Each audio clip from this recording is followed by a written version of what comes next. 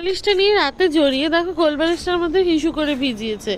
ওর জন্য সমস্তটাকে রোদে দিয়ে দিয়েছি। এখন এগুলো রোদের তাপে ভালো করে মচমচে হোক, আর ওখানে বালিশগুলোকে আবার যখন পরে জামা কাপড় মেলতে আসবে তখন উল্টে দেবো। তো এটা আমাদের এসি, মানে এসির যে বাইরের কভারটা সেটা আমাদের, আর ওটা অন্যদের। তো ওই জন্য আমাদেরটার উপরে আমি লুগোর বালিশগুলো রেখেছি। তো চলো যাওয়া যাক।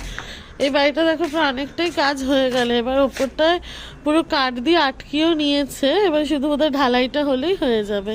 চিল ছাদ যেটাকে বলে, চিল ছাদ হয়ে গেলে পরে না বৃষ্টির জল সারা বাড়িতে আর পড়ে না। চিল ছাদটার খুবই দরকার একটা বাড়ির ছাদে, মানে একটা বাড়ির জন্য খুব ইম্পর্টেন্ট পার্ট হচ্ছে কি চিল ছাদের, তাই না? আমার সাথে তোমরা কারা একমত জানিও। তো এখানেও দেখো এরাও সব ছাদে জামা কাপড় দিয়েছে।